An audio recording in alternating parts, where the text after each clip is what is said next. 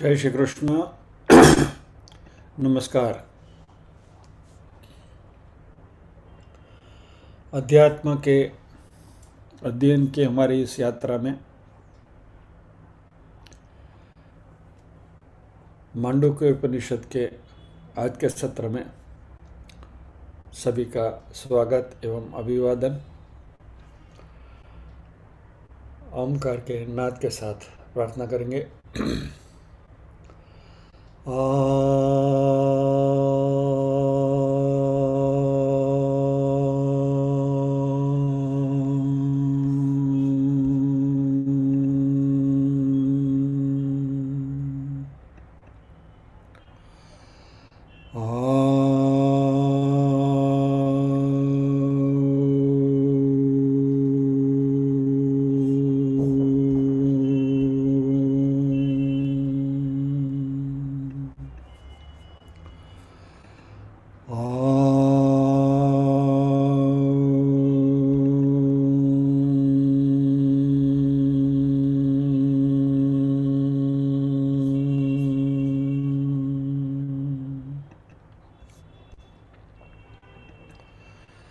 वक्रतुंड महाकाय सूर्यकोटि समप्रभ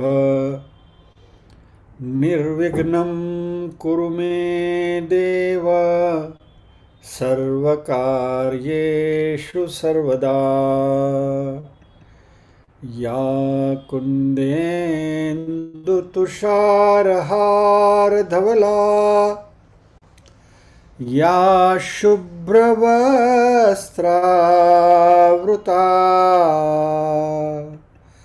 या वीणावरदण्डमण्डितकरा या श्वेतपद्मासना या ब्रह्माच्युत शंकर प्रभृतिभिर्देवैः सदा वन्दिता सा मां पातु सरस्वती भगवती निःशेषजाड्यापहा।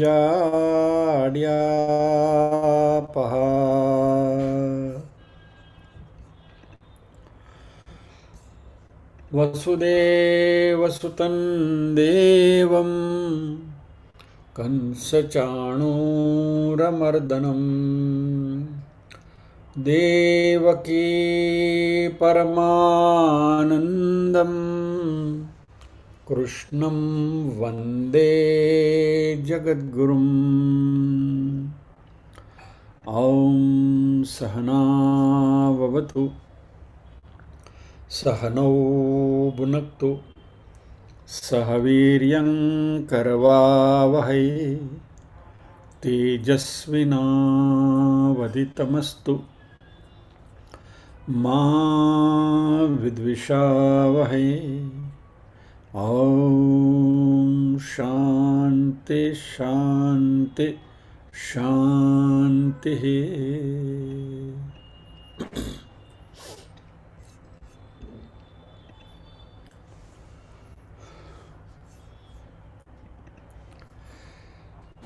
पिछले सत्र में हमने देखा कि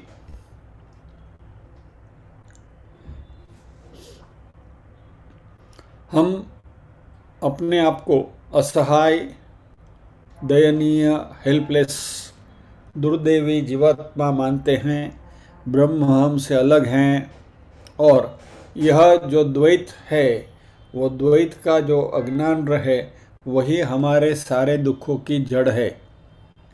और इसलिए ये जन्मांतर का ये द्वैत युक्त अज्ञान को लेकर हम आगे चले, या तो उपनिषदों ने या तो वेदांत ने जो हमें कहा है वो तत्वमसी की बात को हम समझें।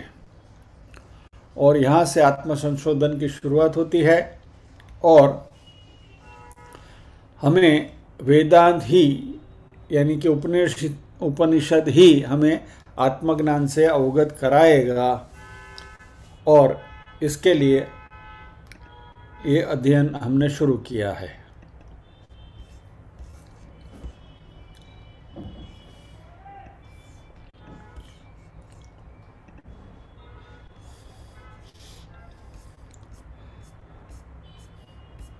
हम लास्ट टाइम यहाँ रुके थे, अभी यहाँ से हम आगे बढ़ते हैं। तो एक बात हमने समझ ली कि आत्मा की सही सही पहचान करना ज़रूरी है। और एग्जाम्पल हमने देखा था कि यदि हम हाथ में लेंस लेंगे तो लेंस से दूसरी चीज़ हमें दिखाई देती है, बाहरी चीज़ हमें दिखाई देती है। लेकिन यदि हम हाथ के सामने आईना रखें, हाथ में आईना रखें और आईना में झांकें, तो हमारी अपनी हमारा ही प्रतिबिंब उसमें दिखता है। तो ये जो वेदांत या तो उपनिषद जो है वह मिरर है, आईना है, जो हमें अपने स्वरूप को अवगत कराता है।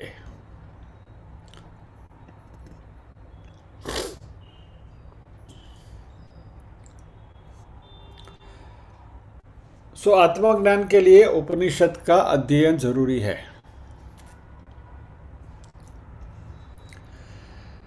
लेकिन उपनिषदों के अध्ययन में भी एक प्रॉब्लम है, और बड़ा सीरियस प्रॉब्लम है। क्या है कि उपनिषद को भी आत्मा के स्वरूप के बारे में यदि हमें कुछ बताना है तो वो भी, उसका भी माध्यम तो शब्द ही है। और जो भी शब्द हमने सीखे हैं वो सारे शब्द इस संसार के साथ जुड़ी हुई गतिविधियों से रिलेटेड हैं। Hope you understand this aspect, कि उपनिषद में भी जो शब्दों का प्रयोग किया गया है वो शब्द तो अल्टीमेटली इस संसार से ही लिया गया है। It has been taken from this objective world. और यह जो हमारा मटेरियलिस्टिक वर्ल्ड है या तो ऑब्जेक्टिव वर्ल्ड है, यानी वस्तुओं से भरा हुआ जो विश्व है, उसके 5 कैरेक्टरिस्टिक्स है, लक्षण है। पहला लक्षण इस जगत का दृश्यत्व, यानी इस जगत को हम किसी वस्तु के रूप में देख सकते हैं। अंग्रेजी में कहें तो this world can be objectified. Subject is us, देखने वाला, और दृश्य वो ये जगत। तो जगत जो है वो दिखाई देता है, दृश्यत्वम, यानी कि इट कैन बी ऑब्जेक्टिफाइड, एक वस्तु के रूप में उसको हम देख सकते हैं। दूसरा प्रॉब्लम जगत का है भौतिकत्व, उसमें भौतिकता है, मटेरियलिटी है। तीसरा है सगुणत्वम, यानी 3 गुणों से भरा पड़ा है, सत्व रजो और तम, गुणों से युक्त है। चौथा है सविकारत्वम, विकार यानी बदलना, सविकारत्वम यानी बदलता रहता है। इसलिए कहा है संसरति संसारः, सरता रहता, सरकता रहता है, उसमें विकार बदलता ही रहता है, हमेशा बदलता रहता है। कहते हैं ना कि anything that is constant in this world is the change, so it has got ever changing nature. वो आपने वो कैलिडोस्कोप देखा होगा, बचपन में हम जिससे हम खेलते थे। एक ऐसी ट्यूब रहती थी, वहाँ पीछे ग्लास रहता था और उसके अंदर चूड़ियों के टुकड़े डाले जाते थे, बंगड़ी ना टुकड़ा नखामा होता था, और फिर उसको आप उसको थोड़ा सा घुमाओ तो उसकी पैटर्न बदल जाती थी। And you can not see the same pattern again. जरा सा भी उसको हिलाया, पैटर्न बदल गई।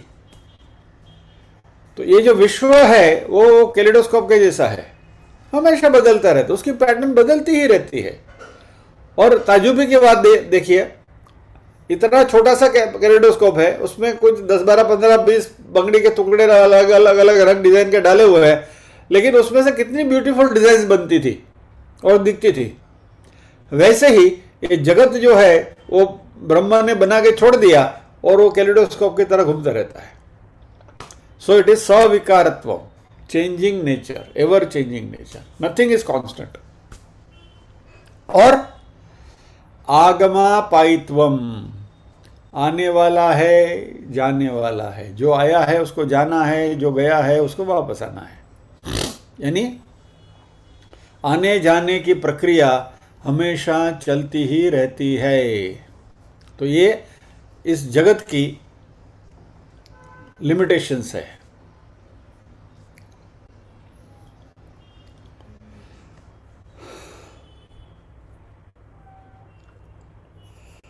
अभी यहां सबसे बड़ी गुत्थी ये है कि उपनिषदों को आत्मा की समझ देनी है, आत्मा के बारे में बताना है शब्दों का प्रयोग करते हुए। लेकिन ये जो सारे शब्द जो हम जो जानते हैं, ये सब ये संसार से जुड़े हुए हैं, और ये जो संसार है वो अनात्मा है। सो वोकेबुलरी हमारे पास जो है वह अनात्मा की है, जिसके द्वारा हमें आत्मा को जानना है। और ये उपनिषद के सामने एक बहुत बड़ी चैलेंज है। उपनिषद जभी जभी आत्मा के बारे में या तो ब्रह्म के बारे में बात करते हैं तो हमारी प्रतिक्रिया क्या होगी? हम उस आत्मा को या तो उस ब्रह्म को कहीं देखने की कोशिश करते हैं। We are trying to look for it, उसको ढूंढने की कोशिश करते हैं हम कि भाई आत्मा क्या है या तो ये ब्रह्म क्या है, तो उसको हम ढूंढने की कोशिश करते हैं। जैसे कि संसार की जो सारी चीजें हम देखते हैं, सूर्य है, चंद्र है, तारे हैं, ग्रह हैं, उल्काएं हैं, एटसेट्रा एटसेट्रा, खगोल के जो भी हम देखते हैं सारे एलिमेंट्स, वैसे ही हमें ऐसा लगता है कि ब्रह्म भी कोई ऐसी कोई चीज होगी, कहीं जगत में, कहीं ब्रह्मांड में कहीं छुपी पड़ी होगी, चलो हम उसको जाके खोजते हैं। सो यूनिवर्स को जब हम एज एन ऑब्जेक्ट ढूंढने की कोशिश करते हैं तो तकलीफ होती है। अब उपनिषद को करना क्या है? What is the goal of Upanishad? ध्येय क्या है? उपनिषद को इस आत्मा का या तो इस ब्रह्म का वर्णन हमारे सामने इस तरह से रखना है कि हमें आत्मा की जानकारी नहीं चाहिए, हम स्वयं आत्मा है उसकी अनुभूति कराना है। यानी हमें ब्रह्म क्या है वह जानने की इतनी जरूरत नहीं है जितनी हमें यह महसूस करना है कि हम स्वयं ब्रह्म हैं। Rather than knowing what is Brahma, that is objectification. See moment you say what is Brahma, यानी आप ब्रह्म को कहीं ढूंढने जा रहे हो। एंड व्हेन यू से अहम ब्रह्मास्मि, मैं स्वयं ब्रह्म हूं, तो फिर उस ब्रह्म को कहीं और ढूंढने की जरूरत नहीं। और उपनिषद के सामने एक ये बहुत बड़ा टफ चैलेंज है।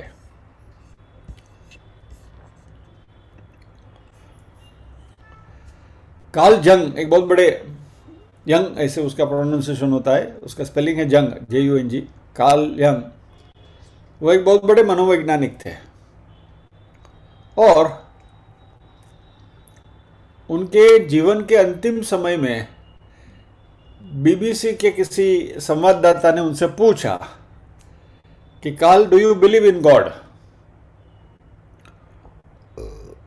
तो उन्होंने उत्तर दिया, I don't believe in God,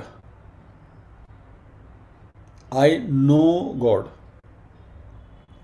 मैं मेरी भगवान में बिलीफ नहीं है, आस्था नहीं है, मैं भगवान को स्वयं जानता हूं, आई नो गॉड। और हमारे उपनिषद जो हैं वो इससे भी एक कदम आगे चलते हैं, वन स्टेप फॉरवर्ड, और Upanishad says I don't believe in God, I don't know God, I am the God.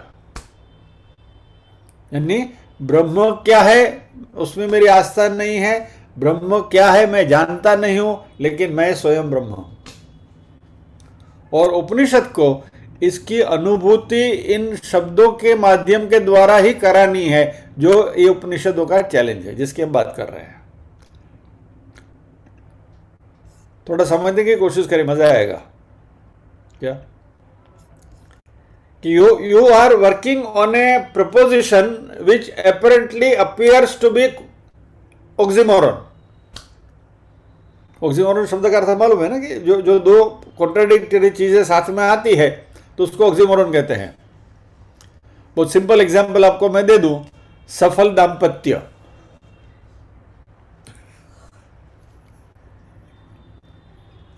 देखा, सबके चेहरे पर स्माइल आ गया। It is an oxymoron, we all know it. तो इसी तरह ब्रह्म को शब्दों के द्वारा उनकी पहचान कराना, that whole process is like oxymoron. इसलिए उसके बारे में, ब्रह्म के बारे में अलग अलग बातें आएंगी, डिस्क्रिप्शंस, मेनी डिस्क्रिप्टिव थिंग्स में कम इन फ्रंट ऑफ अस, लेकिन हमें ब्रह्म को कोई जानने की वस्तु के बारे में देखना नहीं है। और इसलिए अब यहां इसको जरा गौर से समझिएगा, ब्रह्म को ध्यान के द्वारा, मेडिटेशन के द्वारा पाया नहीं जाता, क्योंकि ब्रह्म कोई जानने की वस्तु नहीं है, is not an object of realisation. See, जरा सोचिए इस बात को, क्योंकि हमारे पास एक मिसकंसेप्शन बहुत बड़ा है कि ध्यान करने से, मेडिटेशन करने से ब्रह्म की अनुभूति होती है, ब्रह्म को हम जानते हैं, वगैरह वगैरह वगैरह। But basically meditation is a process जिसमें हम किसी वस्तु का ध्यान करते हैं, और यदि हम आत्मा का या तो ब्रह्म का ध्यान करने बैठ गए तो ब्रह्म या तो आत्मा वस्तु हो गई, तो हमसे अलग हो गया। तो वही द्वैत को पकड़ के आप बैठे हैं और उसी के ऊपर मेडिटेशन कर रहे हैं। तो ब्रह्म को जानने के लिए meditation is also not a suitable root.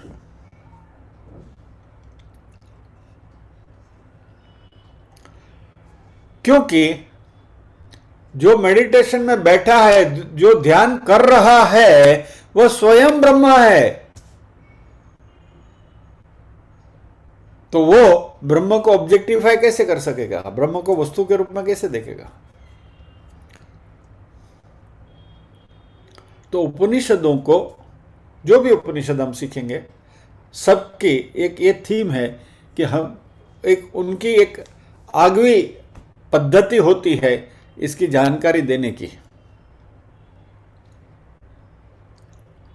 और ये उपनिषद की जो टेक्निक है उसको अध्यारोप अपवाद न्याय कहते हैं। यानी पहले उसके ऊपर कुछ आरोपित किया जाता है, फॉल्स एट्रीब्यूशन, कुछ आरोपित किया जाता है, और फिर उसको डिनाई किया जाता है। और इस तरीके से हमें धीरे धीरे धीरे धीरे ब्रह्म के बारे में उपनिषद बताएंगे। अभी वापस आप कहेंगे कि अध्यारोप अपवाद न्याय क्या है, तो उसका भी मैं आपको सिंपल एग्जांपल दे दूं। हमें मालूम है, हम सीख रहे हैं, रज्जु सर्प का एग्जाम्पल 1000 बार हमने देख लिया है, बराबर है।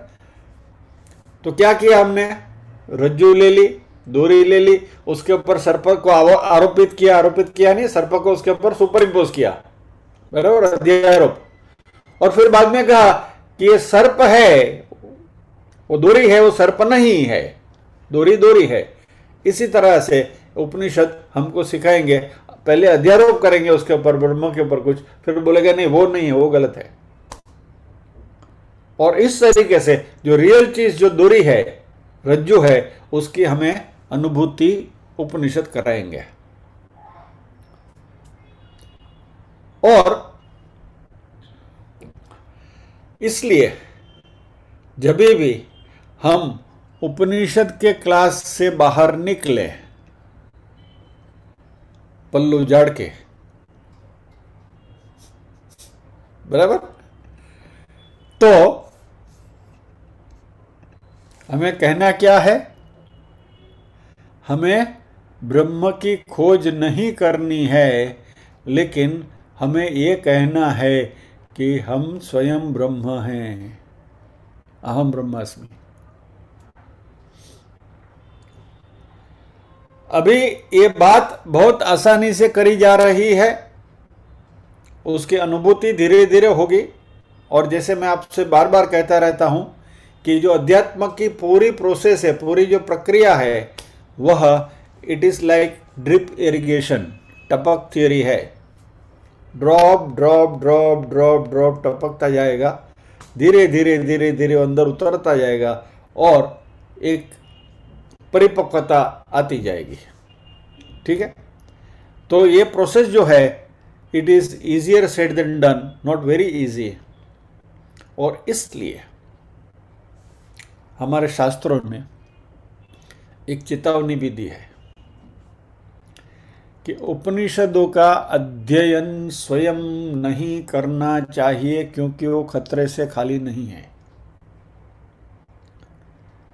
सेल्फ स्टडी ऑफ उपनिषद से ये गलतफहमी हो सकती है कि ब्रह्मा कोई एक जानने की एंटिटी है, कोई जानने की वस्तु है, और जो मैं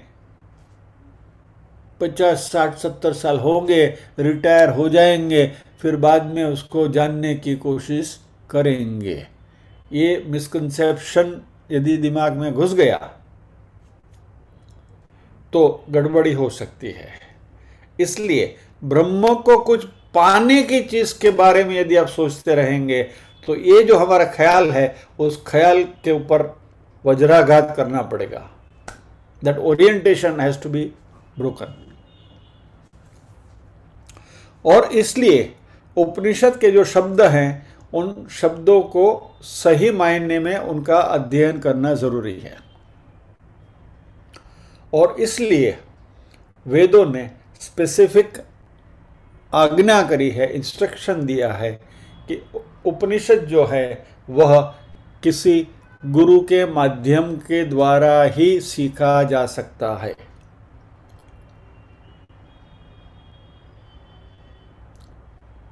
क्योंकि यदि उपनिषद हम अपने आप सीखने की कोशिश करेंगे तो हम कहेंगे कि मुझे ब्रह्म के बारे में जानकारी है, लेकिन मुझे ब्रह्म की अनुभूति नहीं है। और ये वापस वही दोष आ गया, ब्रह्म को हम एक वस्तु के बारे में सोचने लगते हैं।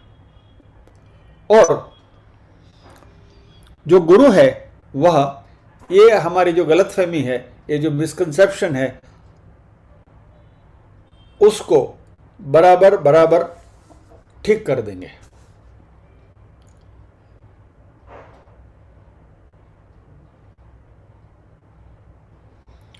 इसलिए अभी यहां शब्दों की ही मारामारी चल रही है। देखिए, हमें कभी यह नहीं कहना चाहिए कि मुझे ब्रह्म की अनुभूति करनी है, क्योंकि ये जो कह रहा है कि मुझे ब्रह्म की अनुभूति करनी है, वो स्वयं ब्रह्म है। बराबर, ब्रह्मार्पणम ब्रह्म हुए ब्रह्माग्नो ब्रह्मणा होतम ब्रह्मे होते न गंतव्यम ब्रह्म कर्म समाधिना। बराबर सीखा है ना भगवद गीता में हमने। यज्ञ में हवि देने वाला भी ब्रह्म है, जो अग्नि है वो भी ब्रह्म है, हवि जो दिया जा रहा है वो भी ब्रह्म है, और जिसको पहुंचता है वो भी ब्रह्म है। जैसे नरसिंह मेहता ने कहा था, ब्रह्म लटका करे ब्रह्म पासे, राइट। तो ये हमारे ब्रह्म होने की पहचान हमें बनानी है।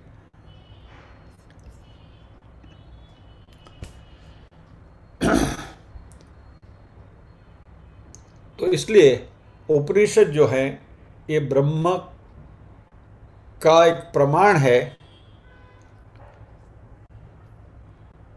ज्ञान प्राप्ति की एक पद्धति है, और यह किसी गुरु के माध्यम के द्वारा ही की जाती है।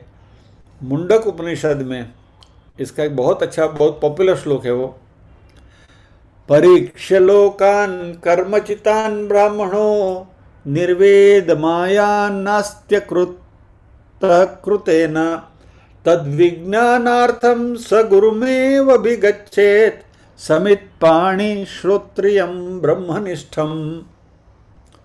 इसका सीधा साधा अर्थ है कि कोई भी ब्राह्मण, यानी कि जो ब्रह्म के बारे में जानने को इच्छुक, या तो ब्रह्म की प्राप्ति के बारे में, या तो अहम ब्रह्मास्मि के बारे में जिनको पूरी जानकारी प्राप्त करनी है,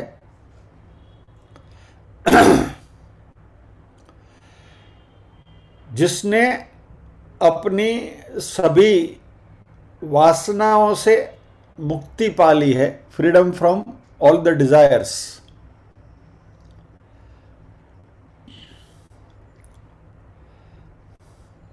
और जो असत है उसमें से सत की प्राप्ति नहीं हो सकती, यानी जो परमानेंट है, इटर्नल है, वह नॉन इटर्नल में से प्राप्त नहीं होता है।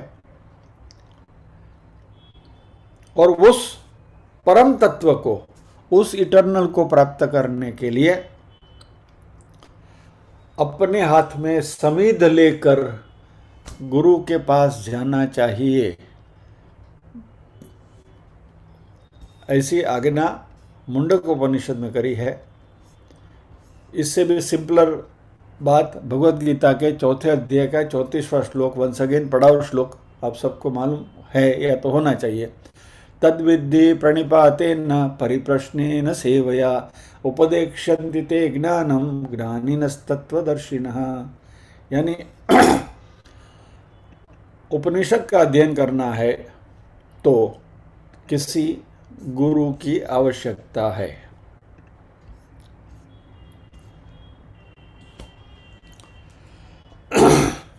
अभी उसकी प्रक्रिया क्या है, प्रोसेस क्या है? तो ये आत्मविचार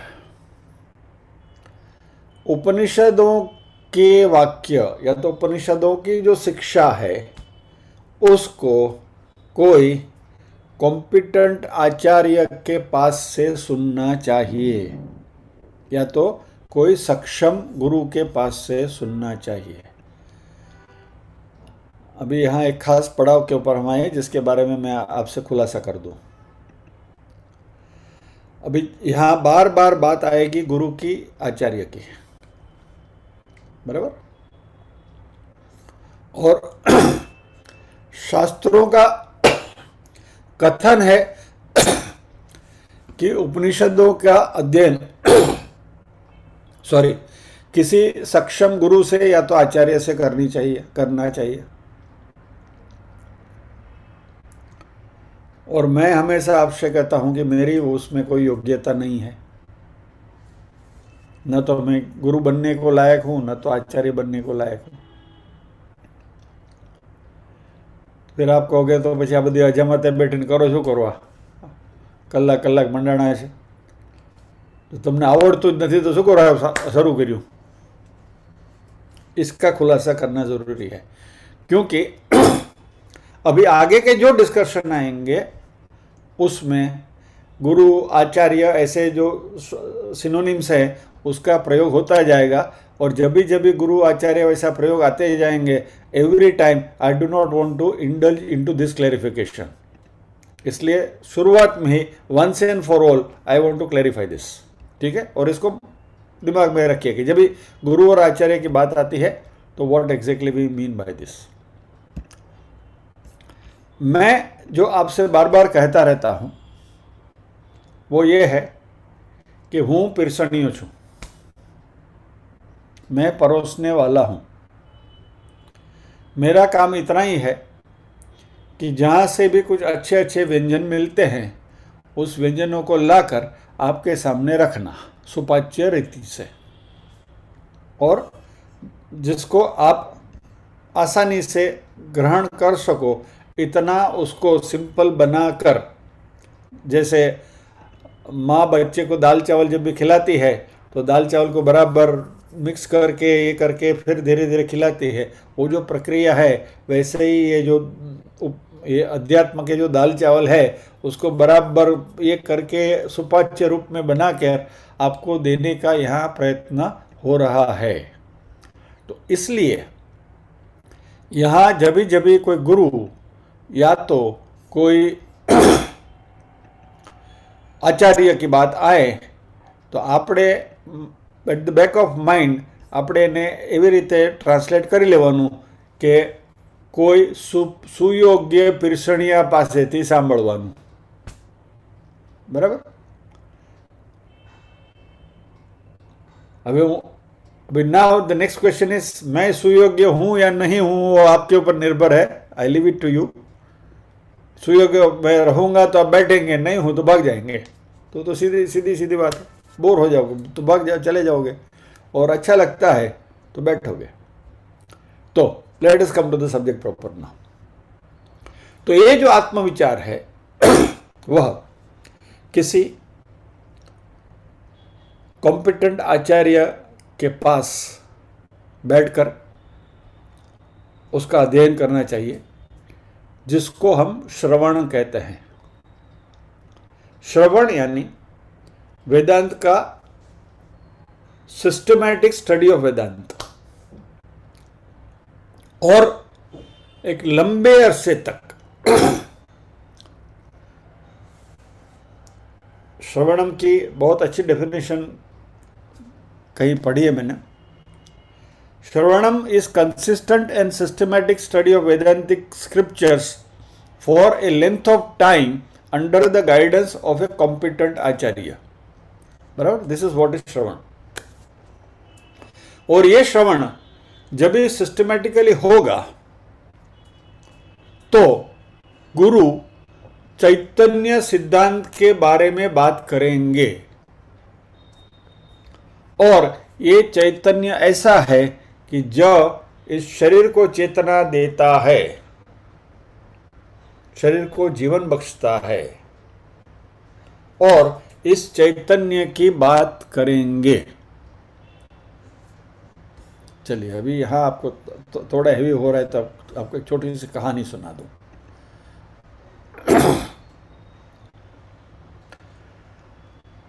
लक्ष्मी जी और नारायण के बीच में एक बार बहस हो गई, कौन बड़ा। तो नारायण ने कहा कि भाई लक्ष्मी जी, मैं तो तुम्हारा पति हूं तो मैं ही बड़ा। लक्ष्मी जी बोली नारायण रहवा दो, चलो अभी मैं आपको बताती हूँ। तो लक्ष्मी जी और नारायण निकले, पृथ्वी पर आए तो देखा कि किसी की स्मशान यात्रा जा रही थी। तो स्मशान यात्रा में लोग जा रहे थे, कोई राम राम बोलते, कोई नारायण नारायण बोलते, जो भी कोई उनके जो इष्ट देव उनका नाम लेते हुए चलते हैं। वो सभी स्वरूप तो नारायण का ही है। तो नारायण ने कहा देखो सब मेरा ही नाम लेके जा रहे हैं। लक्ष्मी बोला हाँ प्रभु सभी आपका ही नाम लेके जा रहे हैं।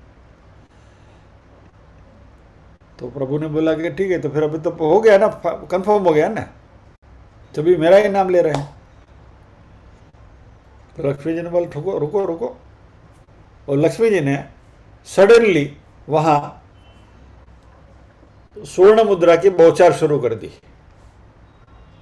बराबर। तो जैसे ही स्वर्ण मुद्रा की बरसात होने लगी तो जो भी डाकू लोग नारायण नारायण करते हुए जा रहे थे सब दौड़े स्वर्ण मुद्रा लेने के लिए। वो जो 4 लोगों ने जो खांदे पे ले रखा था वो भी ठाटेडी नीचे मूकी दी, भैया सोना भर लेवा। कोई न મળે, ઓલો બિચારો ભરેલો માણસ એકલો ઠાટેડી ઉપર નીચે પડ્યો અને બધા સોના મોર વીણવામાં લાગી ગયા। लक्ष्मी जी ने बोला, देखा सब चले गए, देखो सब सोना मोर इकट्ठी कर रहे हैं। नारायण ने बोला, हाँ लक्ष्मी जी ये बात तो बिल्कुल सही है, आपका प्रभाव तो है, लेकिन मुझे एक बात बताओ, वो जो सो रहा है ठाटेडी पे वो आदमी क्यों नहीं गया स्वर्ण मुद्रा लेने को? तो लक्ष्मी जी बोलती, अरे नारायण तमे भी केवा बुद्धू छो, એટલી ભાન ના પડે, મરેલો છે, मरेलो मानस के दौड़ो सोना मोर लेवा दौड़े। नारायण ने कहा, लक्ष्मी जी वो मृत इसलिए है कि उसके शरीर में से मैं निकल गया। तो जो जहां मैं नहीं हूं वो मुर्दा है, तो बाकी जिंदा लोग तुम्हारे पीछे दौड़ेंगे, लेकिन इस सब में इनको जो चेतना जो देता है वो तो मैं हूं, वो निकल गया, तो देखो वो पड़ा है। और वो जो मुर्दा पड़ा है उसको लक्ष्मी की कोई कीमत नहीं है, आप कितने भी सोना मोर की बौछार करो वो खड़ा ही नहीं होगा, बिकॉज उसमें चेतना ही नहीं है। अभी बोलो कौन बड़ा? तो ऐसे लक्ष्मी नारायण में ऐसी बहसें चलती रहती है। So we are going to talk about this consciousness कि जिससे जिंदा आदमी जिंदा है और वो मुर्दा नहीं है। ये जो कॉन्शियसनेस है जिसको हम चैतन्य कहते हैं, इस चैतन्य की 5 खूबियां हैं। ये भी हम जान चुके हैं, भगवद गीता में एक बार ऑलरेडी कर चुके हैं इस बात को डिस्कस, लेकिन आज उसको वापस दोहराएंगे और ध्यान से सुनिएगा।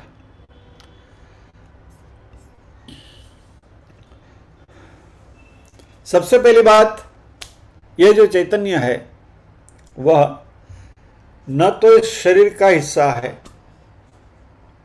न तो इस शरीर से बना हुआ है, और न तो इस शरीर के कोई भी फंक्शन के साथ जुड़ा हुआ है। यानी consciousness not is a part, product और प्रॉपर्टी ऑफ द बॉडी, यानी वो इस शरीर का हिस्सा नहीं है। दूसरा, वह एक स्वतंत्र सत्ता है जो इस शरीर को जिंदा रखने में मदद करती है। It enlivens the body. तीसरा, वह इस शरीर के दायरे में बंधा हुआ नहीं है। It is not limited by the boundaries of the body. चैतन्य। चौथा, ये शरीर जाने के बाद भी उसका अस्तित्व रहेगा। शरीर जलाया गया फिर भी वो चैतन्य तो है। और वह जो शुद्ध चैतन्य है वह किसी भी व्यवहार या तो ट्रांजैक्शन के लिए एक्सेसिबल या तो अवेलेबल नहीं है। ये बात थोड़ी गहरी है, बाद में समझेंगे when we come to that. तो ये 5 मुद्दे हैं इस चैतन्य के स्वरूप को जानने के लिए। Quickly, consciousness is not a part, product और प्रॉपर्टी ऑफ द बॉडी। दूसरा, वह एक स्वतंत्र प्रिंसिपल है और वही इस शरीर को जीवंत रखता है, यानी it is an independent principle that pervades and enlivens the body. तीसरा, it is not limited by the boundaries of the body. चौथा, it continues to exist even after the body dissolves. और पांचवा, the surviving pure consciousness is not accessible for transaction. Transaction यानी कि व्यवहार, वो फिर वो इसमें मिल जाता है। अभी इस चैतन्य के बारे में जब हमने सुना तो हमारे मन में एक इच्छा होगी कि अभी चलो इस चैतन्य को हमें ढूंढना चाहिए।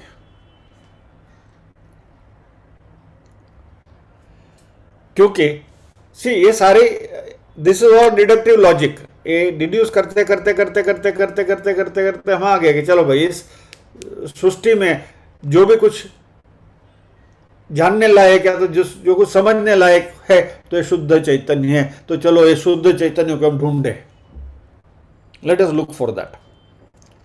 और उपनिषद कहते हैं कि इसको ढूंढने की कोशिश मत करना, don't try to look for consciousness, क्योंकि ये चैतन्य के बारे में जानकारी प्राप्त नहीं हो सकती, क्योंकि वो जानने की वस्तु नहीं है।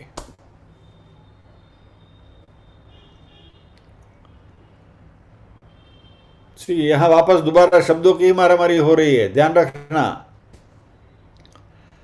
हम चैतन्य को जान नहीं सकते, वो जानने की वस्तु नहीं है, और यदि उसको जानना भी है तो एक ही तरीके से जान सकते हैं, और वो आपको इसकी घोषणा करनी पड़ेगी, यू टू क्लेम कि वो शुद्ध चैतन्य मैं ही हूं, आई एम दैट कॉन्शियसनेस। इस श्रवण की जो प्रक्रिया है, इसमें ये सब होना चाहिए, धीरे धीरे धीरे धीरे ये घटित होगा। जैसे जैसे जैसे जैसे हम अध्यात्म के बारे में सुनते जाएंगे, वेदांत के बारे में सुनते जाएंगे, तो धीरे धीरे ये बात हमारे मन में दृढ़ीभूत होती जाएगी कि वो चैतन्य मैं हूं, वो ब्रह्म मैं हूं, उसको मैं कहीं ढूंढ नहीं रहा हूं, लेकिन वो मैं हूं, उसकी हमें अनुभूति करनी है।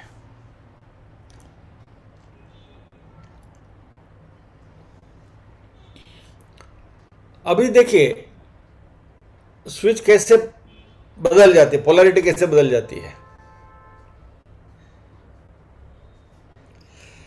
द मोमेंट हम कहें कि चैतन्य मैं हूं, राइट,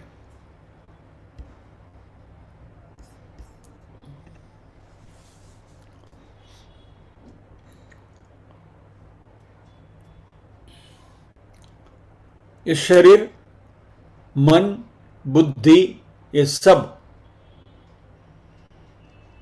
इस विश्व के हिस्से बन जाएंगे, और फिर वो चैतन्य के लिए वो वस्तु हो जाएगा। यानी संस्कृत ग्रामर की भाषा में बात करें तो वो शरीर, मन जो भी हमारे साथ हैं, वो सब दूसरी विभक्ति में आ जाएंगे पहली विभक्ति में से।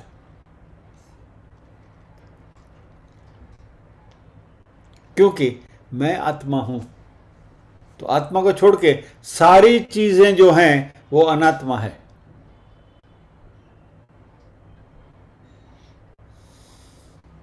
लेकिन हमने क्या किया है कि जब भी मैं अपने बारे में बात करूं, whenever I talk about or whenever I complain about myself,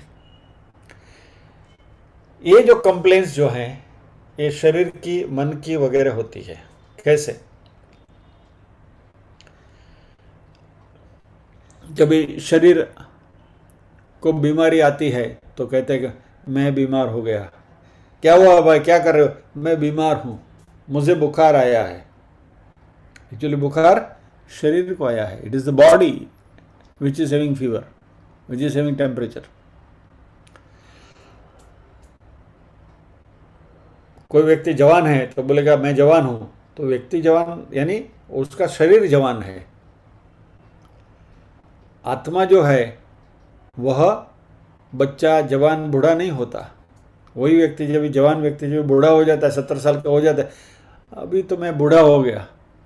बूढ़ा क्या हुआ? शरीर हुआ, आत्मा नहीं। वैसे मान लीजिए कभी आप यहाँ बैठे हैं और आपका दिमाग कुछ ठिकाने पर नहीं है, योर माइंड इज डिस्टर्ब्ड, तो हम क्या कहेंगे? माई माइंड इज डिस्टर्ब, ऐसा नहीं कहेंगे, हम कहेंगे आई एम डिस्टर्ब, मुझे कहीं चैन नहीं पड़ता है, आज कुछ मजा नहीं है, I am feeling restless. What is restless? The mind.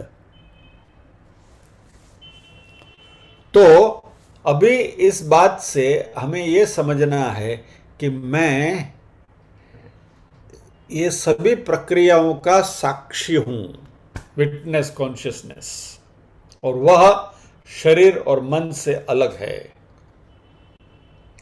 और ये जो सारे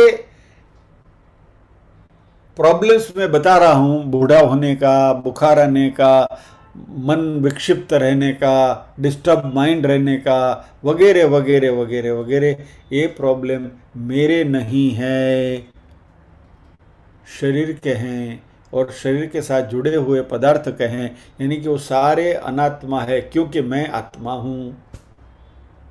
और क्योंकि मैं आत्मा हूं और मैं अनात्मा नहीं हूं, तो ये जो सारे प्रॉब्लम्स जो संसार के साथ जुड़े हुए हैं मगजमारी, ये मेरे नहीं है। और इसलिए मैं प्रॉब्लम फ्री ब्रह्म हूं। I have no problem. तकलीफ है शरीर को है, तकलीफ है संसार के पदार्थों को है, तकलीफ है XYZ को है, मुझे क्या, मैं तो ब्रह्म हूं। और क्योंकि मैं ब्रह्म हूं, इस संसार के किसी प्रॉब्लम से मेरा कोई लेना देना ही नहीं है। ये बात जिस दिन मगर दिमाग में बैठ गई, उस दिन you will have limitless happiness, bliss. इतना मजा आएगा, इतना आनंद आएगा कि बस एकदम मौज मौज ही रहेगी। और वही शंकराचार्य जी ने कहा है, चिदानंद रूप शिवोहम शिवोहम। और ये सारी चीजें हमें श्रवण के द्वारा प्राप्त करनी है, and this shravan has to be done from a competent acharya, ऐसा शास्त्र कहते हैं। सो उपनिषद जगत के बारे में बात करेगा। जगत क्या है जिसके हमें सामने दिख रहा है, और यह जगत जो है वह अनात्मा है।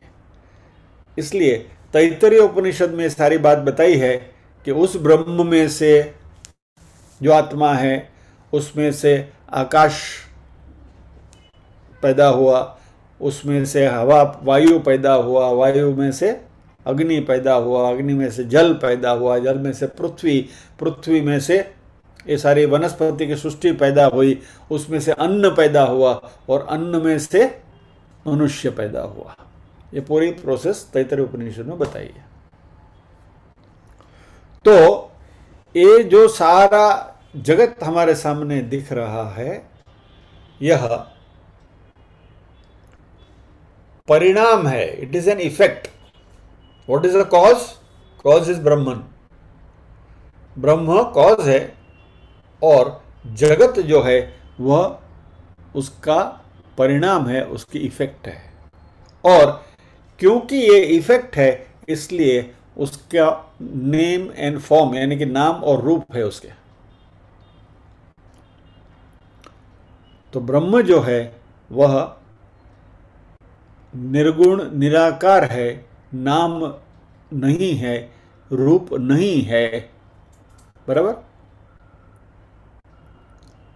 और वह ब्रह्म मैं हूं, यानी अहम सत्यम जगत मिथ्या, या तो शंकराचार्य जी के शब्द में कहे तो ब्रह्म सत्य जगत मिथ्या।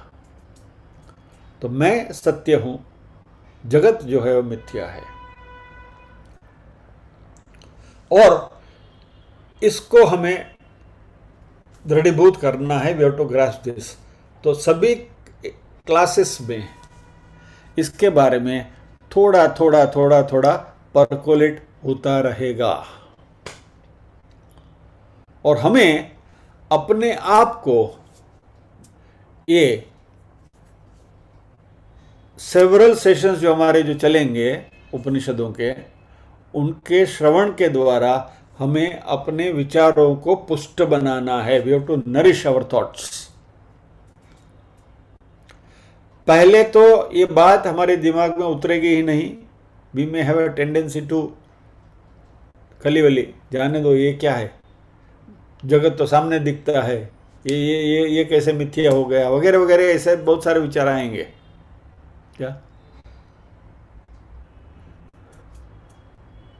हाथ में पाव वड़ा लेकर खा रहा हूं, गरम गरम वड़ा है, टेस्ट आ रहा है, मजा आ रहा है, और आप बोलेंगे ये मिथ्या है। अरे भैया कितना कितना टेस्टी है, उसके ऊपर आइसक्रीम भी खाना है, वो भी मिथ्या है। तो मैं कौन हूं? वो खा तो रहा हूं। जब भी ये जागृति आएगी कि ये जो खा रहा है या तो ये जो स्वाद ले रहा है वह मैं नहीं, मेरा शरीर है। इस स्वाद की अनुभूति शरीर को हो रही है, आत्मा को नहीं। आत्मा को पावड़ा से कोई लेना देना नहीं।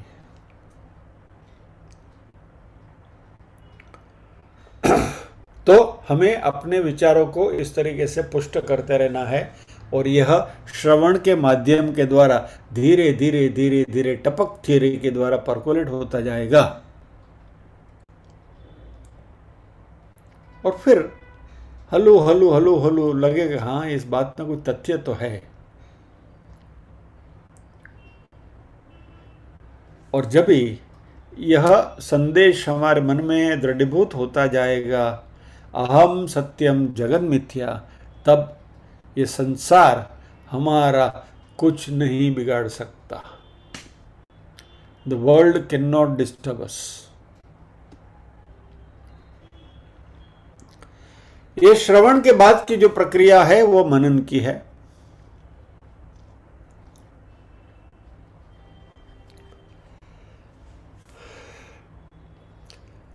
श्रवण करने के बाद जो भी हमने सुना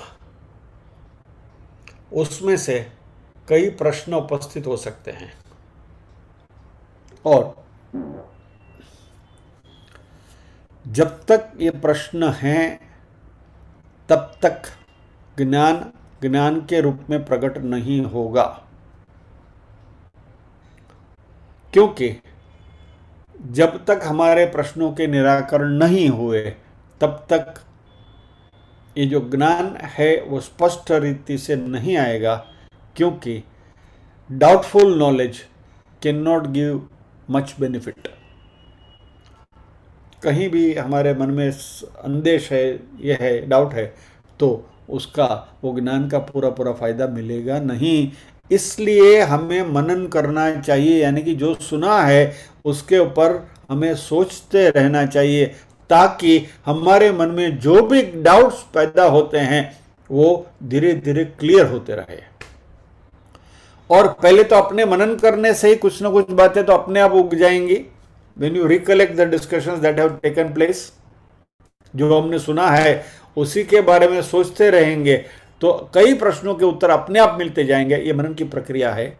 और फिर भी कुछ बात मन में रह गई कि वो खटक रही है, वो ग्रंथि बंधी हुई है, वो गांठ छे, तो ये गांठ ने खोलवा माटे पाछू एज गुरु पासे जवान प्रश्न पूछकर, तद्विद्धि प्रणिपाते न परिप्रश्ने न सेवया उपदेक्षन्ति ते ज्ञानम ज्ञानिन तत्वदर्शिना।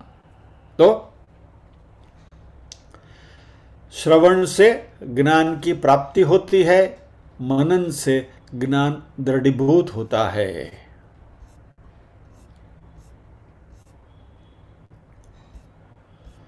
और इस प्रक्रिया का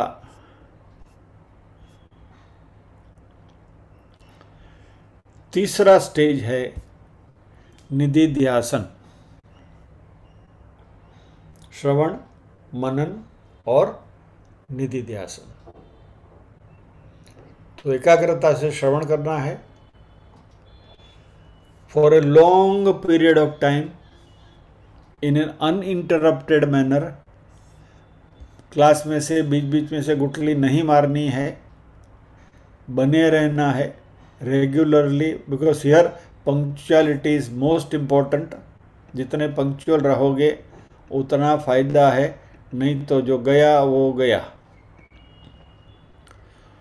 और एक बात मैं आपसे कह दूं, ये हमारे दिलीप भाई ने कई बार मुझसे ये बात शेयर करी है कि हम मन में ऐसे सोचते हैं कि ठीक है रिकॉर्डिंग तो मिलने वाला है ना, बाद में सुन लेंगे, लेकिन वो 1 घंटा यहाँ बैठकर जो आप सामने बैठकर जो सुनोगे और बाद में जो 1 घंटा आप सुनोगे उसमें बहुत फर्क है।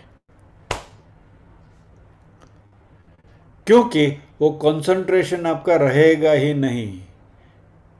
क्योंकि टेंडेंसी क्या है, आराम से सुनना है ना, 10 मिनट सुना, बेल बजी, पॉज किया, कोई आ गया, हाँ भाई आओ, એને ચા પાણી નાસ્તો કરાવ્યો, વળી પાછા ગયા, પાછું સાંભળવા બેઠા, કોન્સન્ટ્રેશન રહેવાનું નથી। सो सबसे अच्छी बात है ક્લાસમાંથી ગુટલી મારવાની નહીં। જો ખરેખર ઉપનિષદનું અધ્યયન કરવું હોય तो। बाकी रिकॉर्डिंग सुन लेंगे तो सुन लेंगे, कोई बात नहीं। और रिकॉर्डिंग ही सुनना है तो फिर कोई भी मांडुक्य उपनिषद की कोई भी किताब लेकर उसकी कमेंट्री पढ़ लो, बात हो जाएगी, बन जाएगी, मत करना। ठीक है, चलिए। So with this we pause here, प्रार्थना करते हैं।